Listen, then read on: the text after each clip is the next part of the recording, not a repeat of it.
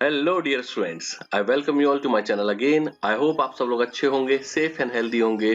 बच्चों, कल से सीबीएसई ने अपने रीचेकिंग की जो फैसिलिटी थी वो चालू करवा दी। और सीबीएसई हो और कोई गड़बड़ियां ना हो, ऐसा तो हो ही नहीं सकता। जब से टर्म 1 टर्म 2 चला है तब से गड़बड़ियां ही चल रही हैं।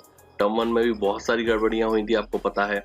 और टर्म 2 के जो फाइनल रिजल्ट आया है उसमें मेजॉरिटी ऑफ द स्टूडेंट्स जो हैं वो डिससेटिस्फेक्शन अपना दिखा रहे हैं, क्योंकि उनके हिसाब से जो टर्म 1 टर्म 2 का वेटेज है वो 50-50 होना चाहिए था।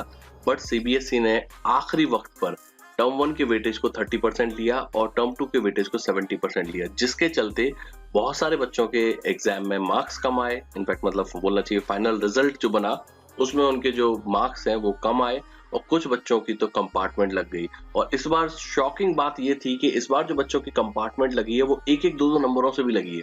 जनरली क्या होता है कि मार्जिन काफी बड़ा होता है कि भाई आपके 10-12 नंबर कम आ रहे थे तो फिर आपको कंपार्टमेंट एग्जाम देना रहता है। लेकिन इस बार तो आपका 1 नंबर 2 नंबर, बहुत सारे स्टूडेंट ऐसे हैं जो बोल रहे हैं 3-3 नंबर से हमारा पर्टिकुलरली मैथ साइंस वगैरह में कंपार्टमेंट लगी है। अब जनरली क्या होता है, जब 1-2 नंबर कम आ रहे होते हैं ना तो आपको ग्रेस मार्किंग दे दी जाती है और आपको पास कर दिया जाता है। बट आई डोंट नो इस बार सीबीएसई ने ऐसा क्यों नहीं करा है। लेकिन इसके बाद में सीबीएसई ने अब आपको कल से 26 जुलाई से रीचेकिंग की फैसिलिटी अवेलेबल कराई थी। उसके बाद बहुत सारे बच्चों के मेरे पास कमेंट आए। उन्होंने बोला कि सर हम जब पेमेंट कर रहे हैं, पेमेंट हो जा रहा है, ठीक है, लेकिन मतलब यहाँ से डेबिट हो जा रहा है हम, क्योंकि ये सारी चीजें ऑनलाइन चल रही हैं। आपको मालूम है इस बार सीबीएसई ने ऑफलाइन का कोई चक्कर नहीं रखा है, तो आपको ही सारी प्रोसेस करनी है ऑनलाइन। तो जब आप पेमेंट कर रहे हैं तो आपके जो कार्ड है, डेबिट कार्ड है, वहां से तो वो पेमेंट कट जा रहा है, पर यहाँ पर उसकी जो वेबसाइट है या फिर उनका जो पोर्टल है वहां पर वो दिखा रहा है पेमेंट नॉट कंप्लीटेड। और उसके चलते जो स्टूडेंट है वो आगे रीचेकिंग के लिए अप्लाई नहीं कर पा रहे हैं। सीबीएसई ने वैसे भी रीचेकिंग की विंडो बहुत छोटी कर रखी है। 28 जुलाई तक का टाइम है, आज 27 चल रही है, मतलब कल तक का और टाइम है। अब आपके लिए देखिए स्टूडेंट, एक और मैं चीज दिखाता हूँ। जैसे ये सीबीएसई की मेन वेबसाइट है, ठीक है। अब आपको मालूम है कि अगर आपको रीचेकिंग के लिए अप्लाई करना है तो आपको यहाँ पर ये जो परीक्षा संगम है यहाँ पर जाना पड़ेगा। देखिए मैं आपके सामने खोल के दिखाता हूँ। जैसे ये है, यहाँ पर गड़बड़ी क्या हो रही है कि एक सेकंड, ओके। बच्चों, हम जब भी पढ़ते हैं हमको डाउट्स आते हैं और हमको समझ में नहीं आता कि हमारे डाउट्स वो इंस्टेंटली कैसे सॉल्व होंगे। बोर्ड क्लास, नीट, जेई, किसी भी जगह से आपको अगर कोई डाउट है तो आप इजीली यहाँ पर अपने डाउट्स क्लियर कर सकते हैं। आपको बस इतना करना है, प्ले स्टोर से इसको डाउनलोड करना है, मोबाइल से साइन अप करना है, उसके बाद में आपको लॉग इन करना है, जो भी डाउट है उसके फोटो खींच के आपको अपलोड करना है। विद इन 60 सेकेंड्स आपको वहां पर कनेक्ट कर दिया जाएगा कोई एक्सपर्ट के साथ में और आपका जो डाउट है वो इंस्टेंटली सॉल्व हो जाएगा। लिंक मैंने डिस्क्रिप्शन बॉक्स में दी है, यहाँ पर जाना पड़ेगा आपको, ओके। अब जब आप रीचेकिंग रीवैल्यूएशन के लिए अप्लाई कर रहे हैं तो ये यहाँ पर जब फी पेमेंट वाला पार्ट आता है, ठीक है ना, इसमें जब आप चीजें कर रहे हैं, जब अपना रोल नंबर और ये डाल रहे हैं, उसके बाद में वो दिखा रहा है कि payment not completed. Okay, now the thing is, देखिए यहाँ पर ये भी लिखा है कि then do not try to pay fee again. मतलब अगर आपके अमाउंट डेबिट हो गया है, आपके अकाउंट से अगर पैसे कट गए हैं तो आप वापस से फी को पे करने की कोशिश मत कीजिएगा। ओके, मतलब क्या है इसका कि उनका सिस्टम जो है वो थोड़ा स्लो चल रहा है, ऐसा बोल सकते हैं, या फिर बहुत सारी एप्लीकेशन आ रही हैं जिसके चलते जो उनका सिस्टम है वो स्लो हो गया है।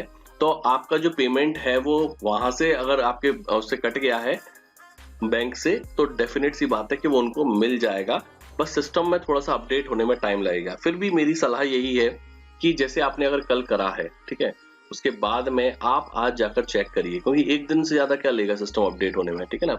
तो अगर आज भी आपका नहीं हुआ है then my humble request is that कि आप अपने स्कूल वालों को कांटेक्ट करिए, उनको बताइए सारा माजरा कि क्या है, मैंने ये पेमेंट कर दिया है पर मेरा वहां पर नहीं दिखा रहा है।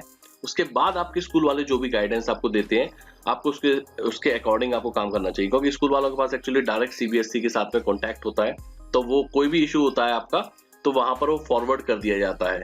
ओके, इसके अलावा स्टूडेंट जिन लोगों ने अभी तक अप्लाई नहीं करा है कल, क्योंकि सर्वर बहुत ज्यादा डाउन हो गया था, क्योंकि एक साथ सभी स्टूडेंट आ गए थे तो बहुत सारे स्टूडेंट अप्लाई भी नहीं कर पाए थे।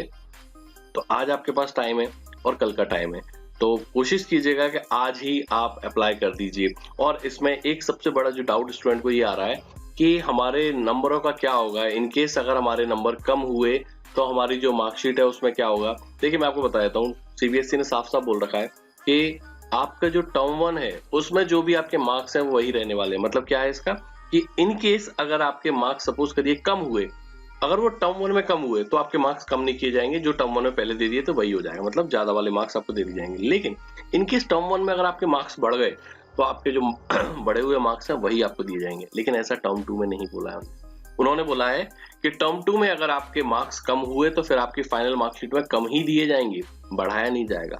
और अगर बढ़ गए तो फिर बढ़ ही गए वाली बात है, ठीक है ना। तो टर्म 2 के साथ थोड़ा सा रिस्क फैक्टर है, टर्म 1 के साथ कोई रिस्क फैक्टर नहीं है। लेकिन मेरी एडवाइस यही है कि अगर आपके 1-2 नंबर या 5 नंबर तक भी आपके आ रहे हैं, मतलब कम है, और आपको कंपार्टमेंट से बचने की अगर आप कोशिश करना है तो ये आपकी आखिरी उम्मीद है। आपको बिल्कुल अप्लाई करना चाहिए, 500 रुपए में कुछ नहीं जा रहा है। इनकेस अगर हमारा नंबर बढ़ गए, ठीक है ना, तो फिर हम कंपार्टमेंट से बच जाएंगे। और नंबर कम भी हुए तो कितने कम हो जाएंगे, 2 नंबर 4 नंबर, तो हम तो वैसे भी कंपार्टमेंट देने जा ही रहे हैं ना। अगर हमारे नंबर कम भी हुए तो हमको क्या है, हम कंपार्टमेंट एग्जाम तो देने वैसे भी जा रहे थे। तो मेरे ख्याल से आप विन विन सिचुएशन में ही हैं। नंबर बढ़ जाते हैं तो आप कंपार्टमेंट से बच जाएंगे, और अगर नंबर नहीं भी बढ़े तो कंपार्टमेंट के लिए आप तो वैसे भी तैयार थे। लेट्स जस्ट होप कि इस बार सीबीएसई की जो ये प्रोसेस है वो फेयर हो, क्रिस्टल क्लियर हो और स्टूडेंट के फेवर में हो। कमेंट सेक्शन में आप मुझको जरूर बताइएगा कि आपको और किस टाइप की परेशानियां आ रही हैं जब आप यहाँ पर अप्लाई कर रहे हैं।